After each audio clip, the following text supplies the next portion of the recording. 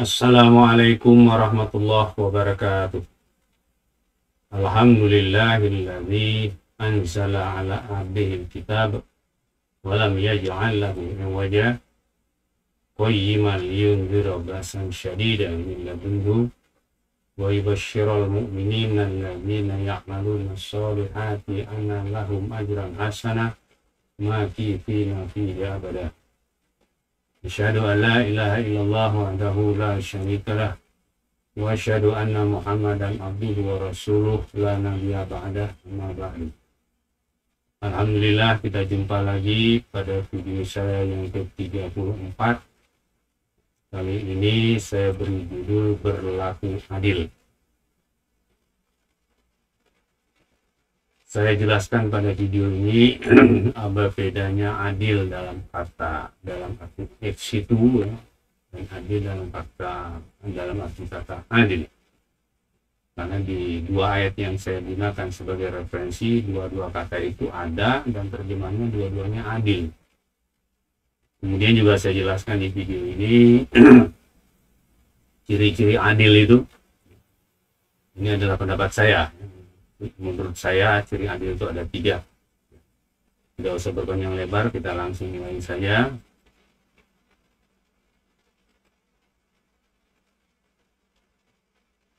Berlaku adil.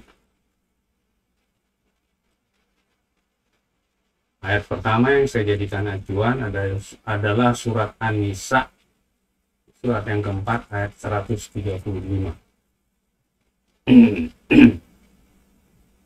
A'udzu billahi minasyaitonir rajim. Ya ayyuhalladzina amanu kunu qawwamina bil qisti syuhada'a lillahi wala ala anfusikum awil walidaini wal aqrabin iyakun ghaniyyan aw faqiran fallahu awla bihima wala tattabi'ul hawa an ta'dilu in talbu aw tu'ridu fa innallaha kana bima ta'maluna khabira. Artinya, wahai orang-orang yang beriman, jadilah kalian penegak keadilan, menjadi saksi karena Allah, walaupun terhadap diri kalian sendiri atau kedua orang tua kalian dan saudara kandung kalian. Jika dia yang terdakwa kaya atau miskin, maka Allah lebih dekat atau lebih tahu tentang keduanya. Jangan kalian mengikuti keinginan kalian agar kalian berlaku adil atau dalam menetapkan keadilan. Jika kalian mengutarbalik fakta atau enggan memberi kesaksian, maka sesungguhnya Allah Maha mengetahui apa yang kalian kerjakan. Di ayat ini kata-kata bil qisti dan ta'dilu saya kasih warna merah karena beda artinya, tapi terjemahnya sama-sama adil. Maksudnya beda nih. Ayat acuan saya yang kedua adalah surat Al-Maidah ayat 8. Na'udzubillahi minasyaitonir rajim. Ya ayyuhalladzina amanu kunu qawwamina lillahi syuhada'a bil qisti wala yajrimannakum syana'an qaumin ala alla ta'dilu i'dilu huwa aqrabu littaqwa wattaqullah innallaha khabirun bima ta'malun. Wahai orang-orang yang beriman, jadilah kalian orang-orang yang menegakkan keadilan dari Allah. Juga terjemahnya karena Allah. Ketika menjadi saksi, janganlah kebencian kalian terhadap suatu kaum mendorong kalian untuk berlaku tidak adil. Berlaku adillah, karena berlaku adil itu lebih dekat kepada takwa. Dan bertakwalah kepada Allah, sesungguhnya Allah mengetahui apa yang kalian kerjakan. Di ayat ini juga kata al-qisti dan ta'dilu atau injilu saya kasih warna merah.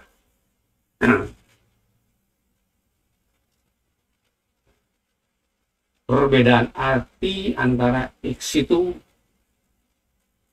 dan i'dilu. Terjemahnya berlaku adil lah. Tapi apa bedanya?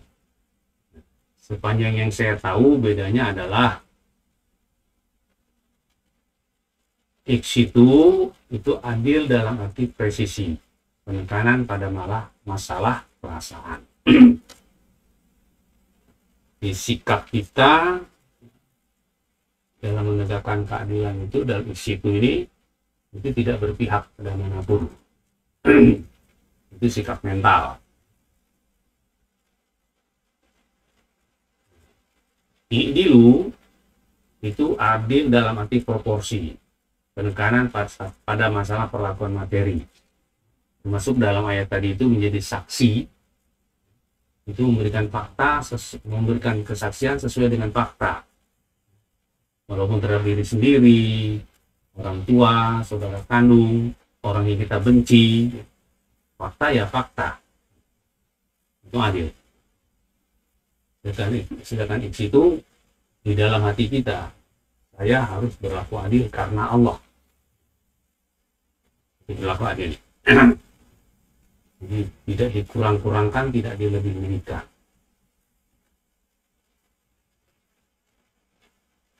Jadi jelas bedanya itu ya. Kalau yang fiksi itu masalah saya harus berlaku adil karena Allah di hati kita ini. Nah, proporsi ini terhadap apa yang kita berikan itu harus juga proporsional. Kalau secara umum itu memberikan barang kan, memberikan pendapat, memberikan termasuk kesaksian ya.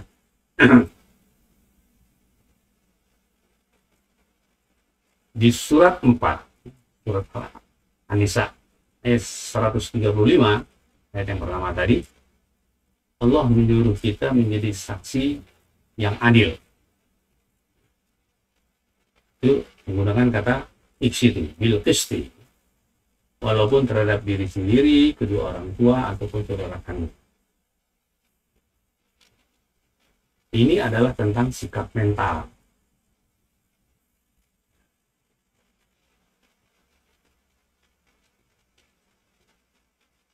Nah, di ayat ini juga Allah melarang kita mengikuti keinginan, sehingga menetapkan keadilan itu mengikuti keinginan kita. Kalau saya mau ngasih kesaksiannya kayak gini, saya ngasihnya segini, nggak boleh. Tetap harus proporsional. Ini adalah tentang isi dari kesaksian. Ketika saksi tadi di ayat itu ya, tentang saksi. Ini adalah tentang fakta. Jadi jelas tuh bedanya antara qisti dengan adil. Adil itu sesuatu yang kita berikan harus proporsional ya. Sedangkan qisti itu adalah sikap mental kita ya. Bahwa saya menjadi saksi atau memberikan ini karena Allah. Adil. Duanya ini nggak bisa dipisah. Dalam terjemahan di Al-Quran, kata anta'dilu diterjemahkan dengan menyimpang dari kebenaran. Saya nggak ngerti maksudnya itu. Karena di dalam bahasa Arabnya nggak ada kata-kata yang bisa diartikan dengan menyimpang, karena kan cuma dua kata. An dengan ta'dilu. An itu bahwasanya, ta'dilu berlaku adil. Tapi kenapa diterjemahkan dengan menyimpang dari kebenaran? Ini sudah pemahaman, bukan terjemahan ya. Wallahu a'lam.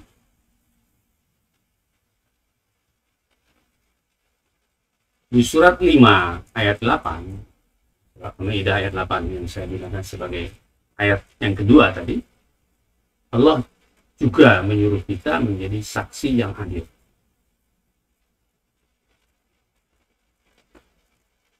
Di ayat ini juga Allah melarang kita untuk berlaku tidak adil karena kebencian terhadap satu kaum atau seseorang. Jadi menjadi saksi yang adil menggunakan kata situ juga. Terus melarang berlaku adil ini juga menggunakan kata adil. Ini dilu. La ta'dilu. Ini adalah tentang perlakuan kita. Berlaku tidak adil itu tentang perlakuan, tentang fakta. Ini juga berkaitan dengan apa yang kita berikan. Secara umum kata-kata adil itu. Mudah-mudahan bisa dipahami nih bedanya antara itu dengan ini. Kalau tidak bisa dipahami, ya segitulah batas kemampuan saya menjelaskan perbedaannya. Berikutnya masalah juga ini. Dalam terjemahan Al-Quran, kata akrabun diterjemahkan dengan kerabat. Saya sampai hari ini tidak tahu status kerabatnya gimana. Tidak tahu ya. Padahal akrabun itu meninggalkan waris. Itu di surat An-Nisa ayat 7. Silakan dilihat nanti.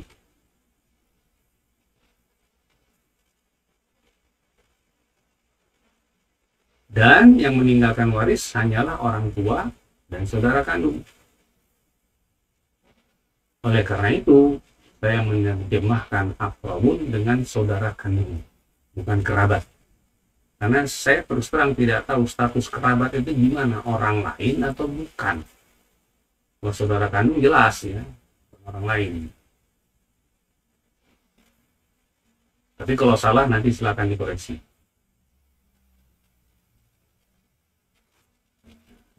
Dari kedua ayat di atas bisa kita ambil pelajaran bahwa satu, kita harus memiliki sikap mental adil ketika menjadi saksi, dan ini harus karena Allah. Pasti sikap ini berlaku walaupun terhadap diri sendiri, kedua orang tua, ataupun saudara kandung. Di surah Al-Maidah itu bahkan juga terhadap orang yang kita benci. Lalu adil. Yang kedua, emosi atau perasaan sama sekali tidak boleh berpengaruh dalam mengungkapkan fakta dan juga dalam memberikan apa yang harus menjadi hak mereka. Gitu. Dalam undang-undang orang kita benci terus haknya kita kurangi, tidak boleh. Adil adalah sesuatu, benci sesuatu yang lain, tidak boleh campur aduk. Tidak boleh dicampur aduk.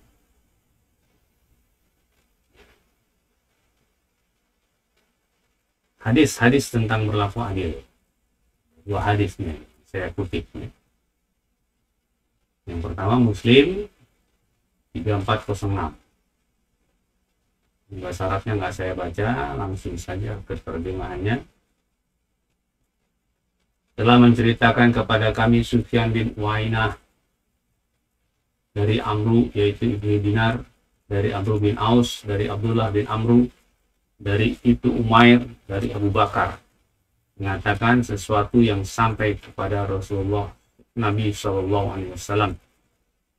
Dan dalam hadisnya Zuhair, dia berkata, Rasulullah SAW bersabda,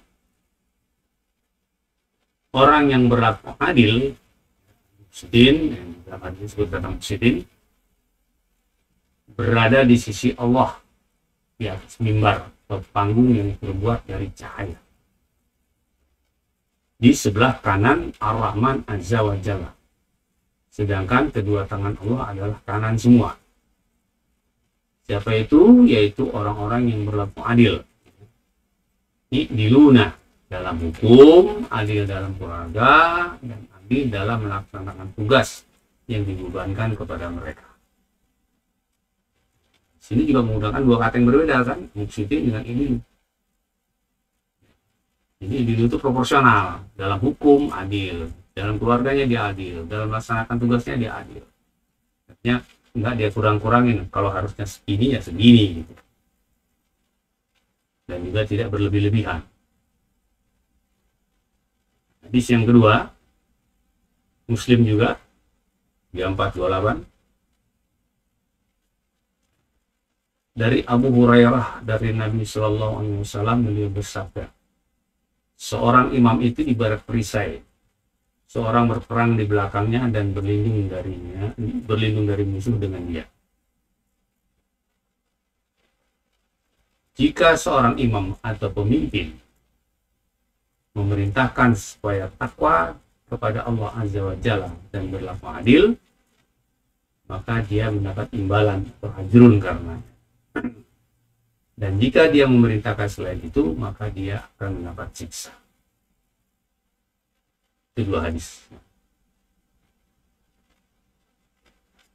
Nah, dalam hadis pertama, Rasulullah SAW memberitahukan bahwa orang yang berlaku adil, tempatnya nanti di akhirat berada di sebelah kanan Allah, di atas mimbar yang terbuat dari cahaya. Ini peringatan begitu. Jangan kita bayangkan bagaimana keadaannya. Kita bayangkan mimbar dari cahaya, nggak kebayang itu, karena di dunia ini kan nggak mungkin cahaya bisa bikin mimbar gitu ya. Kita kan bikin mimbar dari kayu, dari logam kan gitu ya.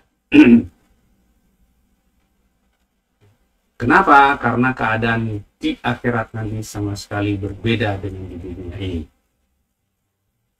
Rasulullah pernah mengatakan, kenikmatan surga itu tidak pernah terlihat oleh mata, tidak pernah terdengar oleh telinga, dan tidak pernah terlintas dalam angan-angan. Jadi semua yang kita bayangkan itu salah. Kemudian jangan juga kita bayangkan tangan Allah, karena tidak satu pun menyerupainya. Termasuk pengertian tangan kanan Allah.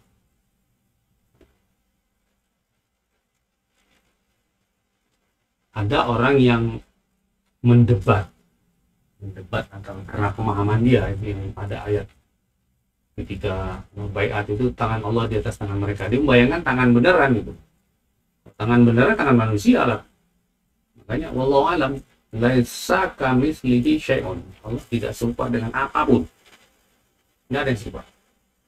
Allah menggunakan kata tangan untuk membayangkan beliau tuh punya kekuasaan, dia tuh punya kekuasaan. Tapi kalau kita bayangkan tangannya kanan semua ya salah bener, salah banget itu, nggak boleh kayaknya.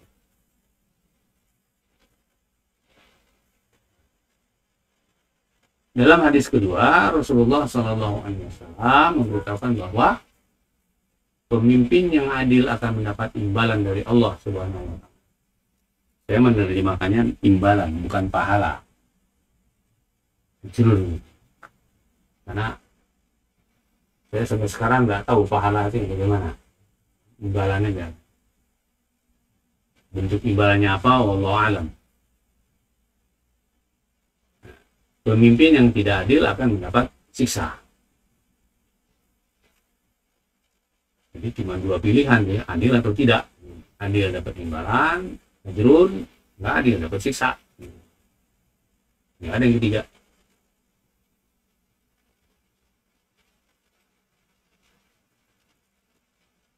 Bagaimana sikap berlaku adil?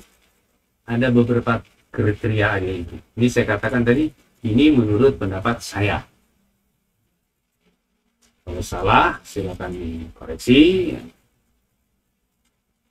Yang pertama, menempatkan sesuatu pada tempatnya. Yang kedua, proporsional. Yang ketiga, memberi sesuai dengan haknya dan membebani sesuai dengan kewajibannya. Ini kriteria adil. Sebetulnya yang istilah yang tepat bukan kriteria ya. Yang dimaksud dengan adil itu untuk tiga kondisi itu begini. Baik, uraian ringkasnya begini.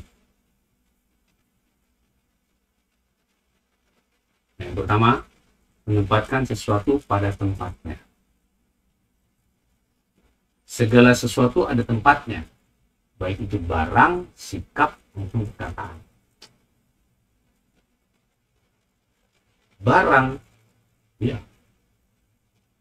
benda-benda yang kita miliki itu kan ada tempatnya. Topi ada tempatnya, pulpen ada tempatnya, pisau ada tempatnya, gunting ada tempatnya, sepatu ada tempatnya. Barang. Jadi yang namanya adil, kita menempatkan barang-barang itu pada tempatnya. Kalau nggak pada tempatnya, nggak adil. Kalau nggak adil, ya berarti menyusahkan diri sendiri. Kemudian sikap.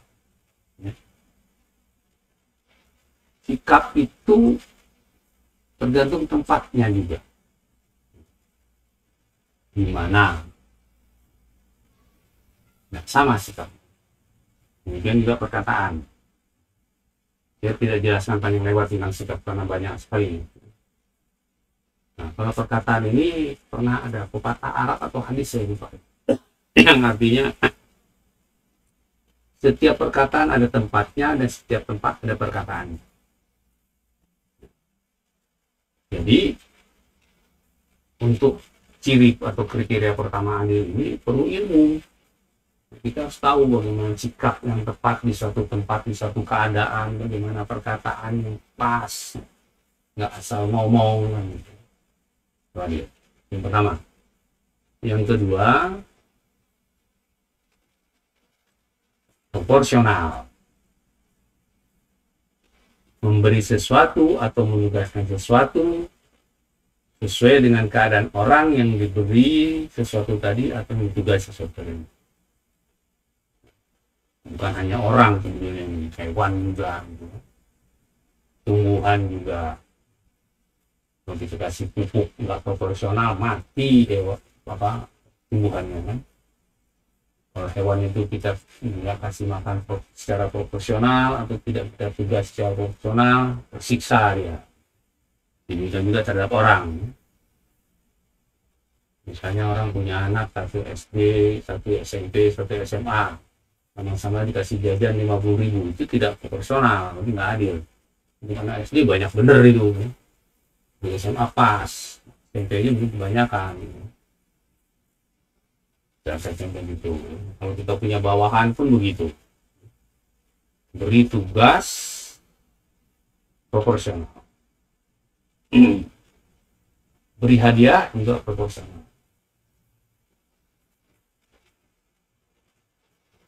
Ada orang yang penghasilannya 10 juta sebulan, ada yang penghasilannya 1 juta sebulan. Terus bisa kasih hadiah sama gitu. Sama-sama kita kasih uang 10 juta misalnya. Penghasilan 10 juta udah nggak perlu lagi, tapi yang 1 juta perlu. Nah, yang lebih celaka lagi, ini suka terjadi kalau datang tamu orang susah, kita kasih hidangan sederhana. Kalau datang tamu orang yang kaya, kita kasih hidangan yang wah. Yang sudah senang dikasih tambah senang, yang susah dikasih susah. Ini kan proporsional. Tergantung dia punya kebutuhan apa. Nah, yang ketiga, memberi sesuai dengan haknya dan membebani sesuai dengan kewajiban. Untuk melaksanakan ini, sebelumnya harus ada kesepakatan terlebih dahulu tentang hak dan kewajiban masing-masing pihak. Dan kedua belah pihak harus memiliki pengetahuan yang diperlukan untuk mengadakan kesepakatan. Jadi nggak boleh bikin kesepakatan, tapi yang satu ini bodoh nggak ngerti apa-apa, yang satu ngerti banget. Nggak boleh. Yang ngerti itu memberikan penjelasan dulu, sampai yang nggak ngerti itu ngerti. Karena kalau tidak bisa terjadi penipuan, manipulasi, itu nggak adil.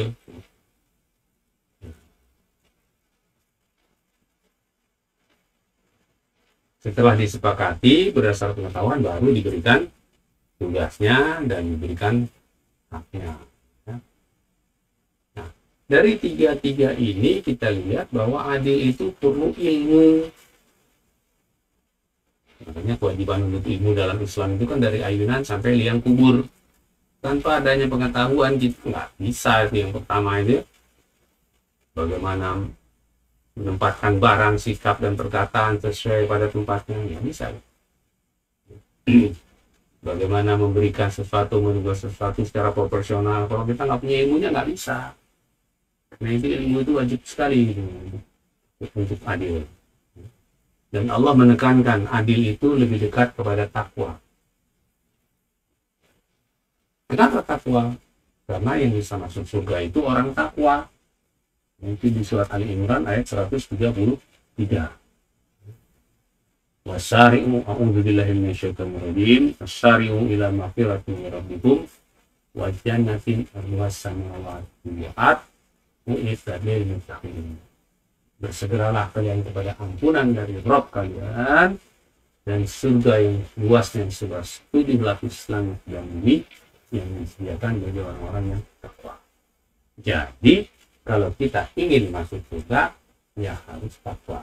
Untuk bisa takwa harus adil. Untuk bisa adil harus tahu ilmunya. Ya. Baik ilmu dalam menempatkan sesuatu pada tempatnya, atau ilmu untuk bisa berlaku profesional, atau ilmu untuk bisa memberikan hak dan kewajiban sesuai dengan apa yang harusnya. Ya. Terakhir,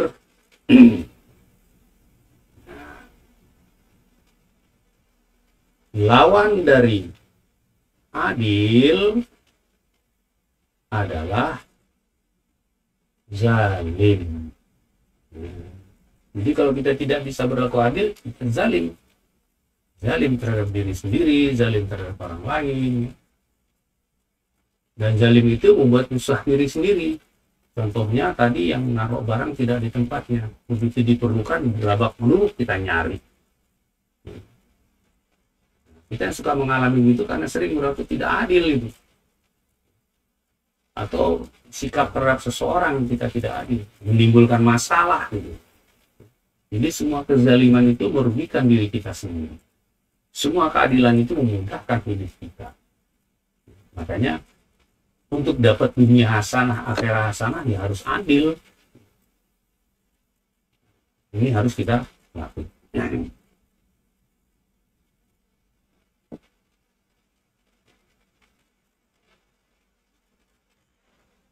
Saya kira itu yang bisa saya sampaikan pada kesempatan kali ini. Mudah-mudahan bisa dipahami bahwa beda pengertian antara isyhidu dengan i'dilu, dan bahwa adil itu ada 3 model, istilah yang enak model, yaitu menempatkan sesuatu pada tempatnya, kemudian proporsional, kemudian yang ketiga adalah memberikan sesuai dengan haknya, membebani sesuai dengan kewajibannya. Dan semua itu perlu ilmu.